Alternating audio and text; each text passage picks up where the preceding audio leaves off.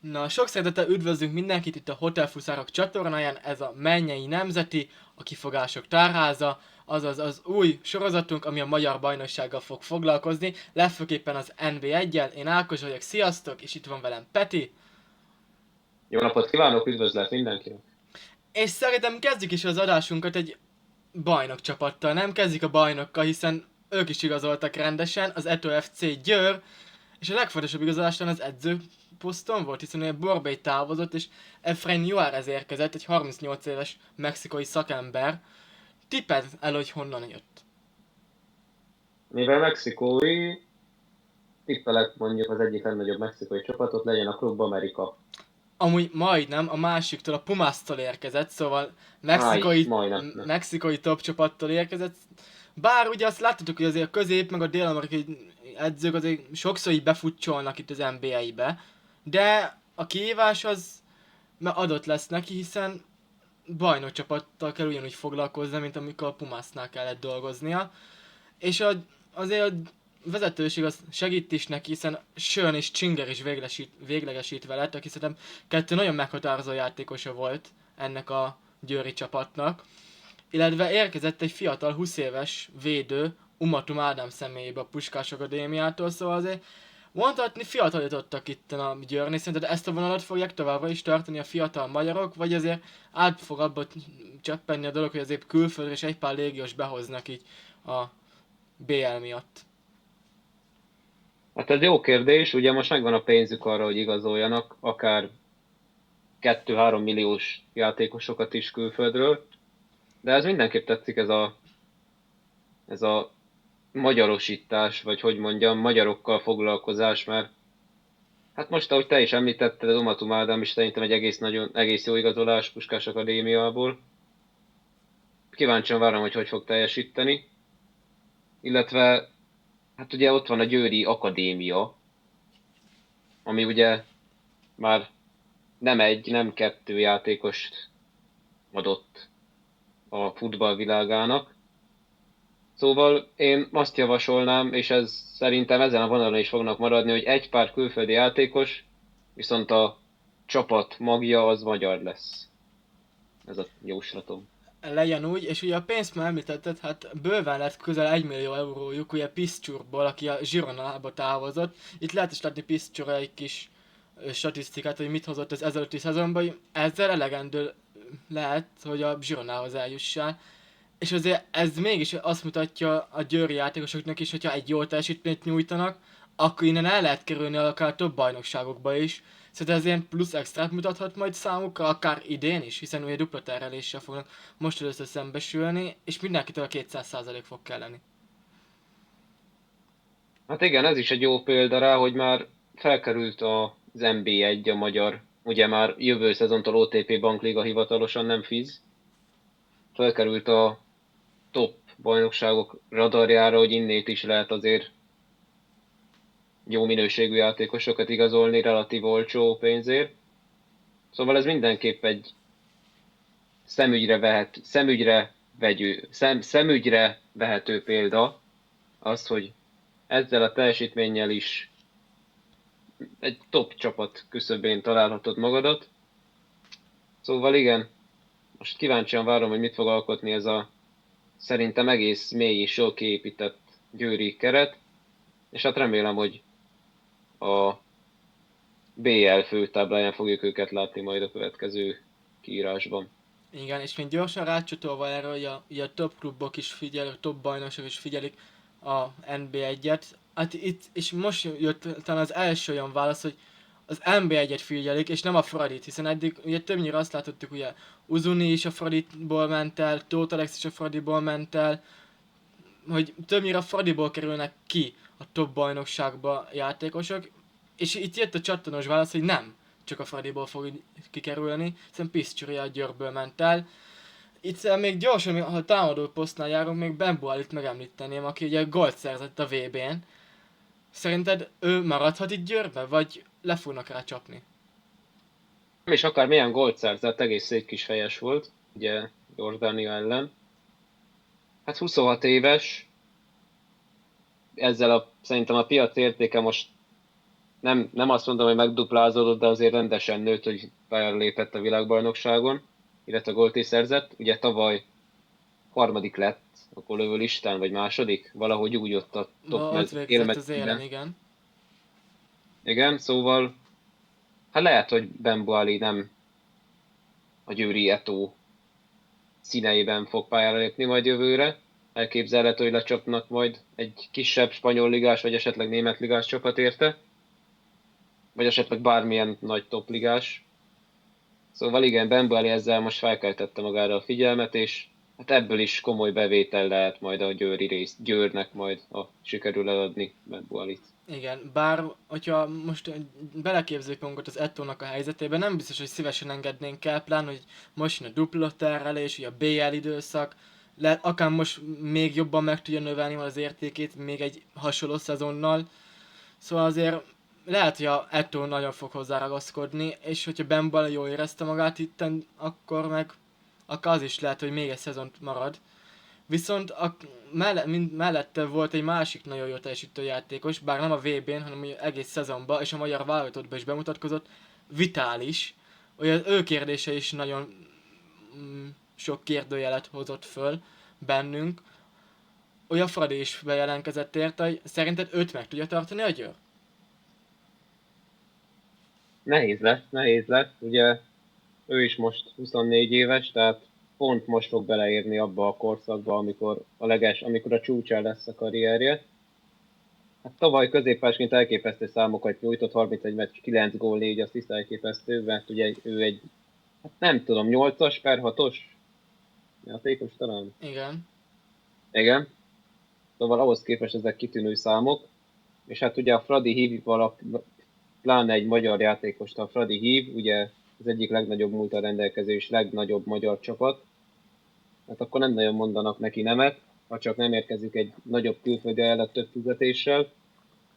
De hát igen, szerintem Vitális is a távozás mellett fog dönteni, mivel neki ez egy jó ugródeszka lehet majd a fejlődés felé. Igen, de ugye jön a kérdés, hogy pont a Fradihoz, hiszen ugye a Fradinál fölmerültek elég nagy pénzügyi gondok, ugye Robi Keane le is lépett, és pont a Győrből érkezett az utóda, Borbély Balázs, hogy így ez a pénzügyi dolog, ez így elijesztheti a játékosokat, akár az NBA-ből a Fradiba igazoljanak, hiába a presztízs. Hát igen, mindenhol előfordulhatnak pénzügyi problémák, ez nem csak a Fradinál van így. Nem tudom, hogy ez most befolyásolja az öltözőben lévő hangulatot, vagy esetleg a hangulatot az egész klubnál így általánosságban. Eddig még nem hallottam erről ilyen nagyobb pletykákat, hogy valaki ez miatt le akarna lépni, vagy el akarna menni. De hát remélem, hogy megoldódik, mert azért szerintem a magyar bajnokság, illetve mint magyar foci szerető személy mondom, hogy azért a magyar focinak szüksége van egy jó formában lévő Fradira, mert azért ők képesek az Európa Ligába elég messze eljutni, szóval szurkolok nekik, hogy megoldódjon ez a probléma. Hát igen, bár lehet, hogy nem ez az új átigazolási politikával fog megjavulni, hiszen csak ingyen igazolható játékosokat fognak hozni, vagy kölcsönbe fognak játékosokat hozni. Ugye mind a kettőre volt már példa itt a nyáron. Ugye a francia másodosztályból hoztak egy belső védőt Zohore személyében, egy 25 éves, jól tudom, félig francia, félig elefántcsontparti védőről beszélünk. Ugye ő jött ingyen, hiszen lejárt a szerződése a volt csapatával, illetve Lisztes hozták még egy szezonra kölcsönbe.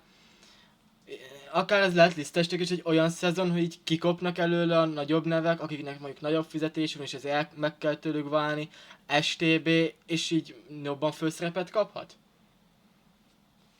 Hát reménykedem benne, hogy megtalálja újra magát a Lisztes Krisztián, akit ugye sérülések is hátráltattak, abban, hogy kiteljesedjen. Nem jött össze szerintem ez a frankfurti, vagy Frankfurtba volt? Most összekeveredtem egy picit. Igen, Frankfurtba igen. volt. Igen, nem jött össze neki ez a frankfurti kaland annyira. Szóval pedig ugye nagy tehetségként robbant be annó 3 vagy 4 évvel ezelőtt, ugye 17 évesen. Mindenképpen megvan benne a tehetség, ami kell. most szerintem kicsit vissza kell lépnie, meg kell nyugodnia, levegőt kell vennie, és újra meg kell próbálnia felépíteni a karrierét, és esetleg egy-két jó szezon után az NB1-ben akár újra külföld felé veheti majd az úti irányt. Igen, és azért Lisztes mellett említsük meg Madarászt is, ugye, aki már az ezelőtti szezonban is kapott szerepet, ugye amikor Tóth Alex elment, akár rá is most jobban megint főszerep hárult, mint ugye volt ez január elején, februárban, csak utána ugye rossz teljesítmény miatt visszakerült, hogy most volt fél éve még fölkészülni erre a felnőtt csapatra, Madarászt is benne látod, akár a Fradi kezdőjébe, vagy inkább az, aki gyakrabban van becserélve? Hát kezdőnek meg nem mondanám, mert eléggé fiatal és tapasztalata játékos még, mert ugye vannak vetélytársak is arra a pozícióra. Viszont egy ilyen rotációs, sokat játszó, többször becserélő, akár a kupákba kezdő szerepet még látom is magam előtt, hogy ezt meg fogja kapni a következő szezonban. Mindenképpen egy tehetséges fiatal játékosról beszélünk, aki él-hal a címerért, mert ha jól tudom, Fradi nevelés, vagy javíts ki a tévedek. Igen, az. Szóval szerintem minden Fradi gyerek, Fradi nevelésnek az a célja, hogy egy nap felhúzza magára ezt a zöld-fehér címert, és a felnőtt csapatot segítse a győzelemre, és most szerintem ennek a célnak küszöbén van Madarász.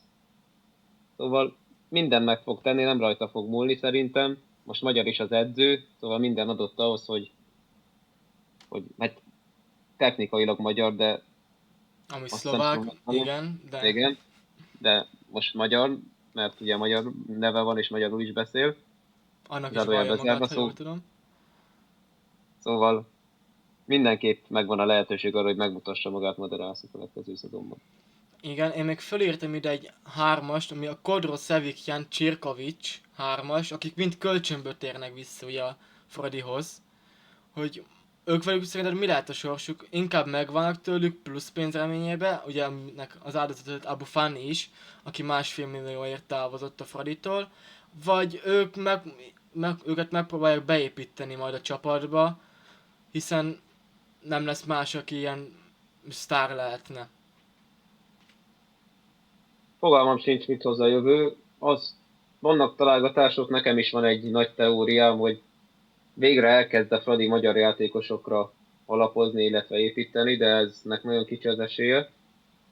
Nem tudom, mi lesz ezzel a három úriemberrel őszintén, igazából. Egész piacképesnek tűnnek így most, ahogy látom az árukat, szóval akár még az is benne van a pakliban, hogy a Fradi megválik tőlük, és a bevételt megpróbálják beforgatni valami kis üzletekbe akár, vagy megoldani ezzel a problémát, ami ugye fennáll. Szóval igen, nehéz lesz majd nekik az átigazolási szinten. Hát az biztos, és mondok megint egy három nevet, és talált ki, mi az közös bennük. Pesic, Gartenman és Cissé.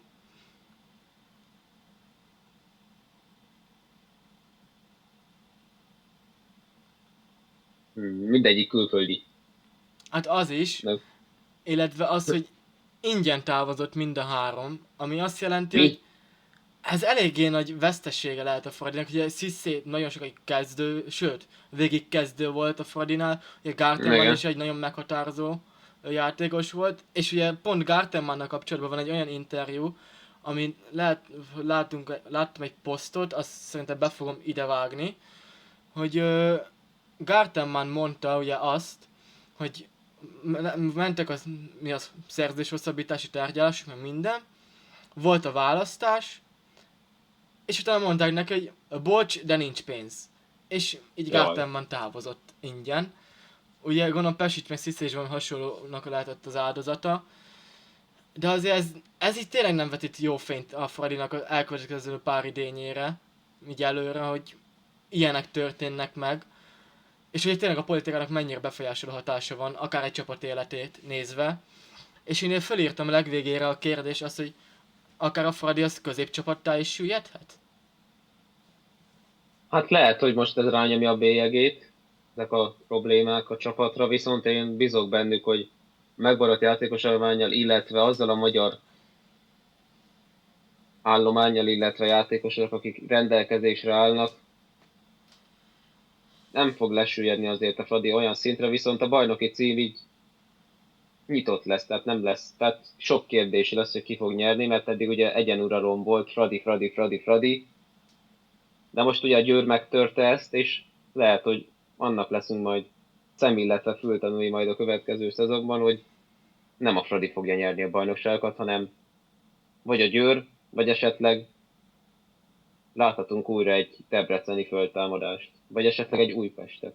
Tehát sok kandidát van erre a bajnoki címre, viszont a Fradinál most tényleg nagy a probléma, szóval föl kell kötni a gatyájukat most rendesen. Igen, és említetted a Debrecent és az Újpestet is. Először akkor foglalkozunk az Újpesttel, akik, hát az első legnagyobb dobásuk az Tizsáni volt, 1 millióért a Szláviától, ugye, aki fél évig itt focizott a NBA-be, azon belül is a Nyíregyházán, itt lehet látni majd pár statisztikát róla, hogy 15 meccsen 8 gól, 4 gólpassz, és konkrétan egyik fő alakja volt annak, hogy Nyíregyháza bennmaradt az első osztályba.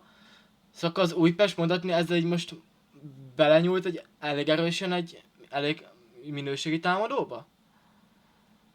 Hát igen, Tiháni mindenképpen egy minőségi játékos, illetve 26 éves, tehát megfelelő korban van. Szerintem egy kitűnő igazolás ez most az Újpest részéről is. Kíváncsian várom, hogy mit fog alkotni majd a következő szezonban, ugye 8 gólt szerzett idén, vagyis tavaly. Szóval mindenképpen gólérzékeny, az biztos. Szóval ez egy jó fogás volt az Újpest részéről. Hát igen, ezt cáfolni is nehéz lehet, és mondhatni, hogy talán a kölcsönből vissza az Al-Ahliba, vagy mindegy, Al-Ahli, vagy mi a faszom, mindegy, egyiptomi csapatból jött ugye Gradisar kölcsönbe, onnan visszament, és mondhatni Gradisar pótolva lett Tizsánival. Viszont nem csak külföldiek érkeztek, viszont hanem magyarok is, na, elnézést itt a nyelvbotlások miatt. Markráv és szappanos csomag beérkezett Felcsútról, és ugye Fenyő Noa maradt. Úgy az Újpest ezzel inkább mélyítette keretet, vagy szerinted ezek a játékosok inkább Markráv és szappanosra gondolok itt, hogy leginkább akár a kezdő csapatba érkezhettek. Hát mindenképpen két egész jó játékos érkezett. Szóval még az sem kizárt, hogy a kezdőbe kapnak helyet, de szerintem a kezdőség kérdése az Szappanos Péternél egy nagyobb kérdés, mert hát én megvalva az őszintét jobb kapusnak tartom, mint Banai Dávid. Ugye Szappanos Péter még válogatott is volt, és hát azért több tapasztalata van Szappanos Péternek, mint Banai Dávidnak. Szóval, de a kalappal eddig Újpest 3/3, az én szememben ez az 3 igazolás, az 10/10-es, nagyon eltalálták. Úgy látom, hogy Dárdai Pálnak a munkája kezd beérni. Hát reméljük is, ugye ami Markgrafnak is lehet kis esélye a kezdőt nézve, hiszen ugye a Kacvinszki volt eddig ott, mint fiatal magyar védő a padon, aki pályázott a kezdőségre, de ő távozott Nyíregyházára, most nem tudom, hogy csak kölcsönbe vagy véglegesen is, és ugye gondolom ő helyre érkezett Markgraf, szóval a kezdőség az neki nagy eséllyel ott lesz tálcán kínálva. A kérdés az, hogy elfogadja, és hogy képes-e teljesíteni olyan kritériumokat, ami az a tálcához szükséges. Még egy utolsó ilyen nagyobb dobása volt az Újpestnek, ami Heitor igazolása, aki azért fontos, hogy a Maccabi Tel Avivtól érkezett, ha minden igaz, vagy a Haifától, Tel Avivtól. Ugye, hiszen neki van NB1-es tapasztalata. Tudod, melyik csapatban játszott korábban?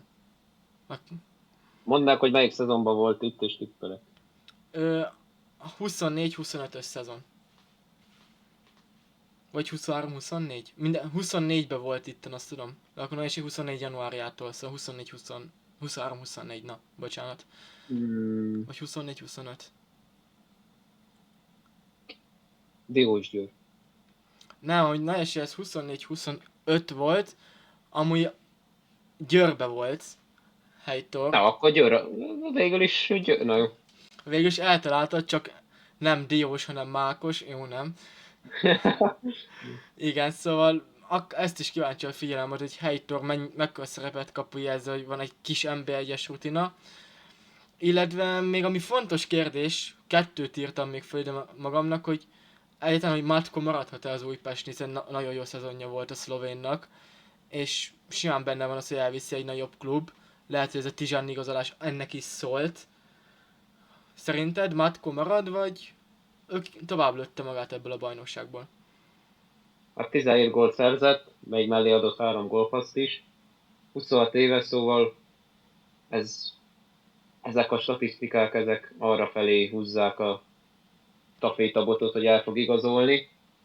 De mindenképpen ez egy hatalmas üzlet lesz az Újpest részére, mert 1,6 millió piac értéke, ha kapnak ebből egy 2-t vagy 2,3-at, akkor az Újpest lesz számomra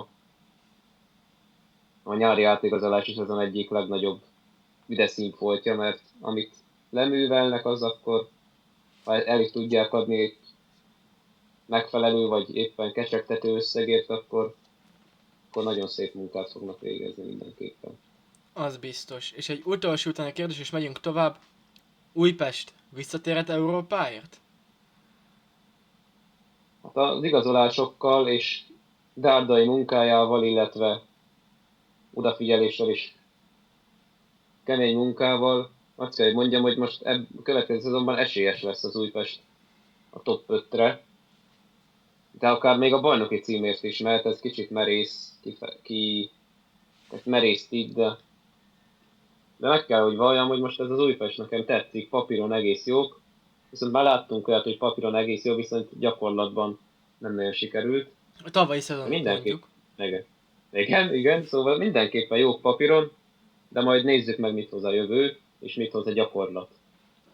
Igen, és aki még érdekes lehet számunkra, az nem más, mint a Debrecen, aki megint ott van a konferencialiga selejtezőkbe, és azért be is ízította a rakétákat itt az átigazolási piacon. Nem is tudom, kivel kezdjem, hiszen annyian nagyobb múltú játékos, illetve fiatal, félig magyar játékos érkezett, de akkor szerintem kezdjük a fiatalokkal. Először is a Spurs Akadémián pallérozódott Mirtai érkezett, aki albán magyar kettős állampolgár, szóval a magyar szabályban benne lehet, illetve 18 éves, szóval fiatal szabályba is.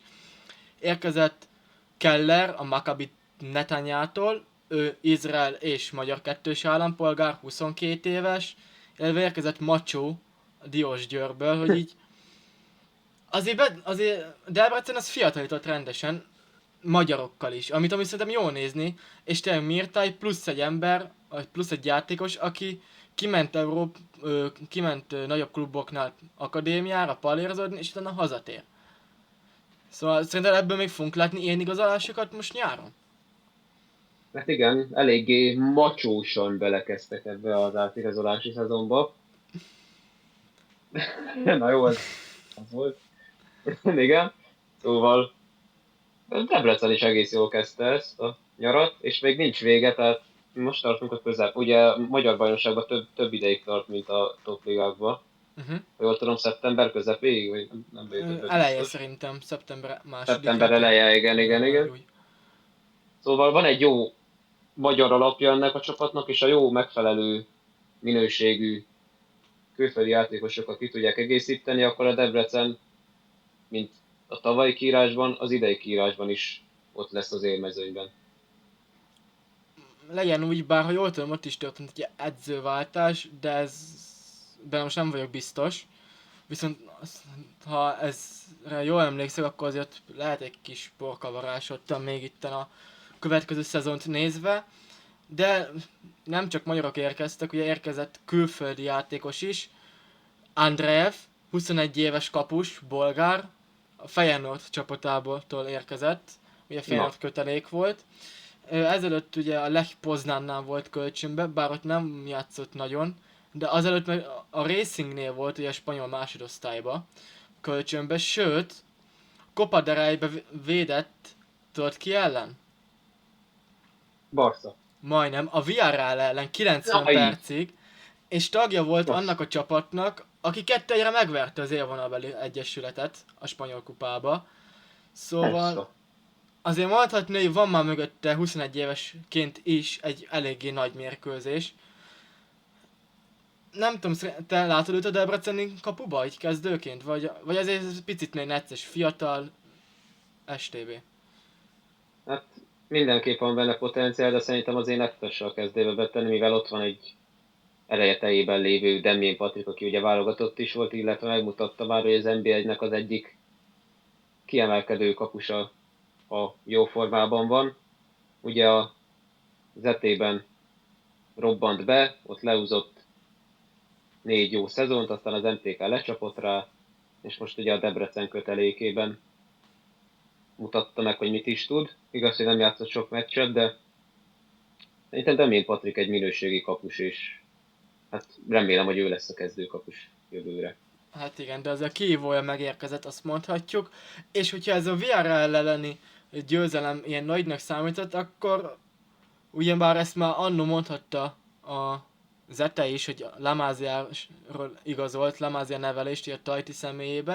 Tehát most a Debrecen is elmondhatja, hogy a Lamázia nevelést igazolt, bár 31 éves játékost és védekező középpályást, és ingyen is volt, de Samper személyébe van egy Lamázia növendék is a Debrecennél.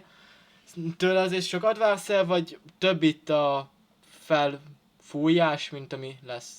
Felhajtás. Ha mindenképp egy nagy igazolások számít ez itt a magyar bajnokságban, mert ugye elég neves akadémián, illetve neves csapatokba játszott. Szóval nagy segítség lehet majd a debreceni középpályán. Viszont lehet, hogy egy kicsit nagy is a fejhajtás körülötte, mert hát azért nem indok nélkül lett elküld a Barcelonából azért. Egyfajta ilyen Ricky Puig effektet érzek az ő irányába, mert ugye ő is nagy tehetségként volt kikiáltva Barcelonában. Még azt hiszem egy meccset játszott is 15-ös, 16-os szezonban a felnőttek között. Ezt Nem nem volt tudtam. rossz középpályás, Busquets utódjának akarták, viszont nem nagyon jött össze neki, és hát sajnos nem a Barcelonában lett kezdő, hanem ugye eligazolt volt a Granadával, Las Palmasba, lehozott 4 évet vissza, Kobe Boté Iniestával is együtt játszott. Utána volt egy andorrai kitérő, és most honnan is érkezik? Egy lengyel csapattól, ha jól tudom? Igen, az biztos, hogy Lengyelországból érkezik, de a csapatnéven meg se próbálkozok. Szóval, Na hát igen. igen, a kérdésedre a válasz, hogy erősítésnek erősítés, de szerintem egy picit nagy a fejhajtás most itt körülötte. Igen. És ugye voltak ezben egy távozók is, ugye Szurdovszki ment MTK-ba, ami szerintem az MTK-nak egy elég jó erősítés, és Somának a Igen. képességeit ismerve, illetve Komáromi ugye visszament a Mariborba a kölcsönszerződés után, ami azt nézve, hogy akkor a Kispad is egy picit gyengült a támadó szekciót nézve, és mindemellett talán a legfontosabb játékosuk Szűcs Tamás is távozott. Szerintem klubrekordot jelentő 2,5 millió euróért a Famalicao-ba, remélem jól mondtam. Ebből a pénzből azért lehet építeni csapatot, pláne egy Debrecen szinten.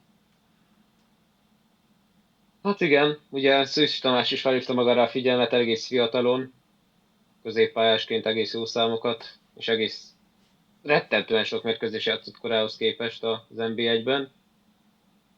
És hát ennek meg is lett a gyümölcse, egész jó pénzt tudtak érte kapni, és hát ezt remélem, hogy majd okosan fektetik be majd a jövőben. Hát reméljük is, hiszen felmerült a kérdés, hogy hiába ezek az erősítések, ez a Debrecen ez elég lesz Európához? A duplatárral is fogja bírni szerinted? Hát még azért messze van a nyári átigazolási szezon vége, de mindenképpen kéne még szerintem egy kicsit mélyíteni ezt a keretet, és hát ha mélyítik a keretet, illetve jó lesz a felfogás is az edzésterv, akkor szerintem bírhatja ez a debreceni csapat a kettős terhelést, szóval én nem féltem őket ettől. Igen, hát azért itt szerintem még Dzsudzsáknak is elég nagy szerepe lesz, hiába már idős, mégis ő a csapatkapitány, szóval szerintem rajta is fog múlani. Viszont ugye említettem Szűcsnek a 2,5 milliós vételárát, nem ő volt az egyedüli fiatal magyar, aki 2 millió fölött távozott, hanem ugye Vitályos is 2 millióért vitte a Sparta Praha az MTK-ból, szóval azért a magyar fiatalok így kezdnek kirobbanni? Szóval Tóth Alex, vagy most Szűcs Tamás, Vitályos, ki lehet a következő? Hát igen, mostanában kezdik fölkapni. Hát ugye említettem az adás elején, hogy a magyar bajnokság már annyit fejlődött az elmúlt 5-10 évben, hogy már felkerült a top bajnokságokban szereplő top csapatok radarjaira. Ugye Pécsi Árvintem is És hát, említettük.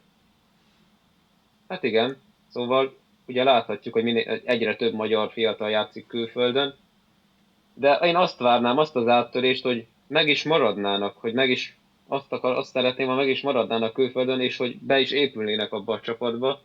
Mert egy csomó olyan példát tudok mondani, akár most Lisztást is megemlítettük, hogy kikerül fiatalon külföldre, nagyok az elvárások, de jön egy sérülés, vagy csak egyszerűen összeomlik a nagy nyomás alatt, szóval még ez az egy probléma, de ezen tudnak javítani a magyar fiatal játékosok, akkor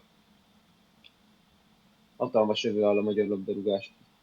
Az biztos. És ezt a fiatalokból sok pénzt csinálást talán van egy klub, aki nagyon jól tudja megcsinálni az NBA-be, azért nem más, mint a Zete. Szóval Borgesből is elég jól kiszálltak télen. Igen, És ugye most is Joao Viktor, majd ha minden igaz távozik az Hapoel Bersevához, ha minden igaz. igen. Várkonyiért is a Karabag érdeklődik, és Akpe Viktoriért is jöttek azért már elég nagy ajánlatok külföldről. Szóval mondhatni, a Zete az olyan szinten kecsegtető minden fiatal brazilnak akár, vagy afrikainak, vagy akár magyarnak, hiszen ugye sok fiatal magyart igazoltak, hogy innen akár más bajnokság élcsapatai az igazolhatnak?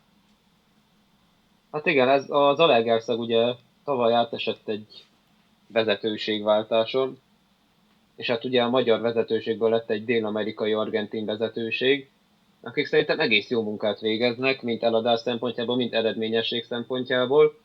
Nagyon szépen kiépített, strukturált ez a jövőkép, amit itt a szurkolók elé nyilvánosságra adtak, és én, mint nem titkolom, Zete, Armada, Drucker, kíváncsian várom, hogy mit fog ez a fiatal, feltörekvő csapat nyújtani a következő szezonban. Ugye idén szerintem egészen fölül teljesítettek, de ezt megkoronáztatták volna egy kupa győzelemmel, nem álltak tőle messze. Van egy jó magyar alap, és ekköré fiatal dél-amerikai játékosok érkeznek, illetve más külföldi játékosok, és ez nagyon jól működött eddig, de most ugye új az edző, szóval most van mind dolgozni az etének a nyáron, de remélem, hogy eredményes lesz a felkészülés. Az biztos, bár jól tudom, hogy Ajkát kikaptak 3-2-re legutóbb az első felkészülési meccsükön, de ez nem mérvadó, hiszen többnyire fiatalabbak játszottak. De az biztos, hogy üres színfoltja lehet idén is a bajnokságnak, ahogy tette ezt a szezon második felébe. Csak ne kelljen nekik megint egy fél szezon, míg összeérnek, különben akár kiesés veszélyes ott lehet nekik egy jó ideig. De ha már kiesés, ugye lesz 2 feljutónk is, a Honvéd, a Vasas, és megnéztem kettőjük erősítését, azért a Vasas sokkal jobban erősített. Szóval mondhatni, ő a jobban erősítő újonc, hiszen érkezik ugye Kosztamár, ugye pont Egerszegre a Csóka Dániel, Kovács Réti, Pálinkás Gergő, szóval azért mondhatni bekezdett a Vasas itt az átigazolási piacon. Hát igen, kecsegtető neveket mondtál itt, mindegyik játékos már megmutatta magát az NB1-be, és azt is megmutatta, hogy mire képes. De hát ugye ez számomra nem meglepetés, mert szerintem, és hát nem szerintem, hanem az adatok is ezt alátámasztják, hogy a Vasas az egyik legtöbb pénzzel gazdálkodó csapat a Fradi mögött, mert ugye budapesti, tehát kicsit könnyebb helyzetben van, mint mondjuk a vidéki csapatok, mint például vagy az Zalaegerszeg, vagy mit tudom én most itt említsek, akár a Győr is, de most ugye egész jók az eladások miatt, de most így tudod, általánosságban értem. Ezért így könnyebb szerintem így a pesti csapatoknak gazdálkodni. De hát eddig okosan igazolt a Vasas, egész jó szerintem a filozófiájuk is, hogy megpróbálnak minél több magyart játsztatni. Szóval kíváncsian várom, már hiányzott szerintem egy jó erős Vasas ebből az NBA-ből. Az biztos, én is pont ezt akartam mondani, azért hiányzott egy jó kis Vasas ebből az NB1-ből, pláne aki meg is tudja állni a helyét az NB1-be. Bár ez mennyire fog sikerülni, inkább a rutinra ráfekve, az majd kiderül. Ugye szerintem a legutóbbi ilyen nagyon jó vasas az a Michael Öning alatt lévő vasas, akik most a középmezőnyben meg a dobogó környékén voltak, hát nem mondom azt, hogy a vasasnak most is olyasmi csapata lesz, de szerintem a bennmaradás az nekik könnyebb lehet, mint a Honvédnak. Vagy szerinted? Igen, igen, hát egyértelműen szerintem a Vasas nagyobb játékerőt képvisel, meg hát minőségi játékosok is alkotják a csapatot. Szóval én még azt is megmerem mondani, hogy lehet, hogy csinálnak egy olyat, mint a Kecskemét friss feljutóként, és akár még az élmezőnyben is végezhetnek. De hát még július másodika van, amikor ezt fölvesszük. Szóval nem tudok még itt mit mondani, de annyit tudok mondani, hogy ez egy kiélezett mezőny is párharc, illetve csata lesz most az NB1-ben. Tehát nem tudok most mondani biztos kiesőt. Hát, de azért nehéz is ebbe a 12 csapatos NB1-be, viszont mivel meg fogjuk próbálni, hiszen szerintem biztos kell egy predikciós adás ebből a NB1-ből, hiszen szerintem ezt lehet a legnehezebben megtippelni, és szerintem itt lehetnek volna a legnagyobb különbségek kettőnk között, összevetve a kettőnk tabelláját, de akkor a mai adásunk az ennyi is lett volna. Ha minden igaz, pénteken fog érkezni a Chavales La Liga, azaz a spanyol bajnoksággal foglalkozó adásunk, illetve remélem, hogy tetszett a Coming Home, ami az angolal foglalkozott, és majd akkor találkozunk pénteken, addig is jók legyetek, jó VB meccsnézés, hiszen a VB pörög ugyanúgy, és ha minden jól megy, akkor hétfőn vagy kedden ki is beszéljük őket, viszont addig be kell élnetek ezek az adásokkal, remélem, hogy tetszenek ugyanúgy, és akkor további szép napot kívánok, szép délutánt, estét, meccsnézést, és sziasztok! Hajrá, foci, sziasztok!